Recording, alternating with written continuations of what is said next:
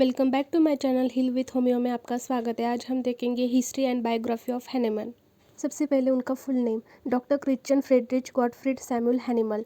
इनका पूरा नाम doctor Christian Friedrich Gottfried Samuel Hahnemann है। उनकी बर्थ डेट 10 अप्रैल 1755 है। उनकी डेट 2 जुलाई 1843 को हुई। अब इंट्रोडक्शन देखते हैं। Doctor Hahnemann born on 10 April 1755 in Meissen Saxony Germany. Hahnemann का जन्म 10 अप्रैल 1750 को माइसेन सैक्सनी जर्मनी में हुआ था। उनकी मदर का नाम जोहाना क्रिश्चियाना स्पेसिस था और उनके फादर का नाम क्रिश्चियन गॉटफ्रीड हैनेमन। वो एक पोर्सलिन पेंटर थे। इन 20 जुलाई 1767 को उनका टाउन स्कूल में प्रवेश हुआ। He was admitted to the town school in 20 July 1767. The school teacher Magister Muller loved him as his own child. उनके बेटे मैजिस्टर मुलर उन्हें अपने बेटे की तरह प्यार करते थे। He helped him with the tuition and also arranged a book for him. उन्होंने हैनिमन की पढ़ाई की मदद की और उनके लिए किताबों की व्यवस्था भी की। He also loved him more than his student and always helped him with all his heart. ये उन्हें अपने विद्यार्थियों से अधिक प्रेम करते थे और पूरे मन से उनकी सहायता करते थे। He was from a poor family because of which he left school to accompany his father to town for work. Hahnemann गरीब परिवार से थे, इसलिए उन्हें अपने पिता के साथ काम करने के लिए स्कूल छोड़ना पड़ा। But his teachers didn't like this, so they ask him to continue his studies without fees. लेकिन उनके शिक्षक को ये अच्छा नहीं लगा, इसलिए उन्होंने बिना फीस की पढ़ाई जारी करने के लिए कहा। For 8 years of his school life he did so. इसके बाद उन्होंने लगातार 8 वर्षों तक अपनी पढ़ाई पूरी की। During his farewell ceremony he presented on oration the wonderful construction of human hand. ये पूछा जा सकता है एमसीक्यू में, ये ध्यान रखना, the wonderful construction of human hand. School के फेयरवेल में उन्होंने the wonderful construction of human hand विषय पर भाषण दिया। Then later in 1775 he went to Leipzig and earn his bread and butter. 1775 में ये लिपिंजिंग गए, वहाँ उन्होंने काम करके अपना खर्च चलाया। This was the place where he learn 12 languages. यहीं पर उन्होंने 12 भाषा सीखी, जिससे आगे चलकर एक महान अनुवादक और विद्वान बने। He learn 12 languages including English, Italian, Hebrew, Arabic etcetera. Hahnemann ने अंग्रेजी, इटालियन, हिब्रू, अरबी आदि मिलाकर 12 भाषाएं सीखी। Then he want to Vienna. इसके बाद ये वीना चले गए। Worked in the hospital named Brothers of Mercy. Here he met doctor Von Quarin and become his favourite pupil. वहाँ उनकी मुलाकात डॉक्टर वॉन क्यूरेन, ये पूछा जा सकता है, से हुई, जो उन्हें बहुत पसंद करते थे और उन्होंने हैनिमन को अपना एक फेवरेट प्यूपिल बनाया था, मतलब एक फेवरेट स्टूडेंट बनाया था, बिलकार थे student. He always accompanied him whatever he visited any patient which improve his practical knowledge. Doctor Von Quarin जब भी किसी पेशेंट को देखते जाते थे, हैनिमन उनके साथ जाते थे। इससे उनका व्यवहारिक प्रैक्टिकल ज्ञान बहुत बढ़ गया था। इर्लागान university. Then from the Vienna he went to Erlangen and took his degree MD from the Erlangen University. इसके बाद वियन से इर्लागन यूनिवर्सिटी में गए और वहीं से एमडी डॉक्टर की डिग्री प्राप्त की। He also prepared on the consideration of the etiology and therapeutics of the spasmodic affection. उन्होंने consideration of the etiology and therapeutics of spasmodic affection विषय पर अपना शोध प्रबंध मतलब एक थीसिस भी लिखा। ये स्पाज्म वाले रोगों के कारण और उपचार पर आधारित था। 1779 and 1792. 1779 and 1792 during this year he started his medical practice. मतलब 1779 and 1792 में उन्होंने अपनी मेडिकल प्रैक्टिस चालू की थी। He married on 7 November 1782 Johanna Leopoldine Henriette Kuchler. 17 नवंबर 1782 को उनका विवाह जोहाना लियोपोल्डिन हेनरिटा कुचलर के साथ हुआ था। In 1796 two major incidents occurred. 1796 में 2 महत्वपूर्ण घटनाएं हुई। His elder daughter Henrietta was born. उसके मतलब हैनेमन की जो सबसे बड़ी बेटी थी हेनरिटा, उसका जन्म हुआ। And his first work was published in Leipzig on the topic of treatment of scrofulous sores. उनका पहला लेख लेपिजिंग में treatment on the scrofulous sores विषय पर प्रकाशित हुआ। But Hahnemann was the still disappointed and this lead to the foundation of the homeopathy. लेकिन इससे बावजूद हैनेमन चिकित्सा पद्धति से संतुष्ट नहीं थे। इसी असंतुष्ट ने आगे चलकर होम्योपैथी की स्थापना की।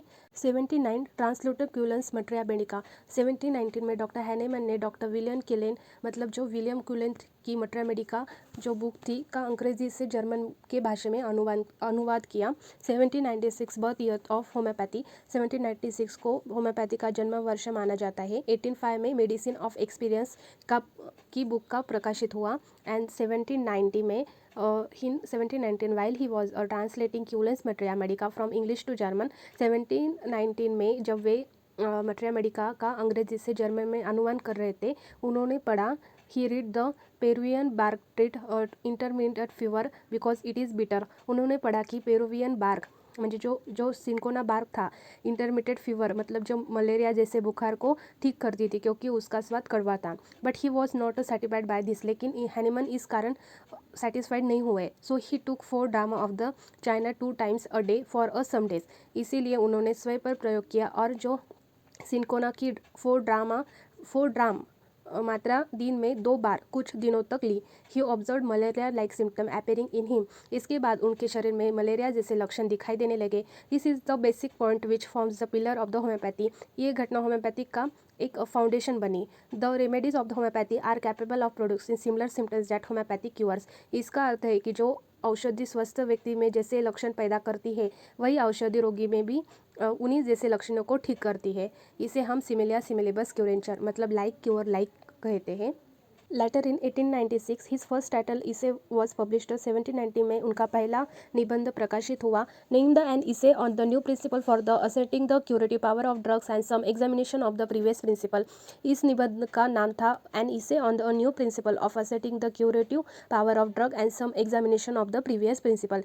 इसका मीनिंग ये है कि दवाओं की रोग निवारक शक्ति को जानने के लिए नए सिद्धांतों की तथा पुराने सिद्धांतों की समीक्षा करते हैं। मतलब जो सिद्धांत मतलब जो प्रिंसिपल है।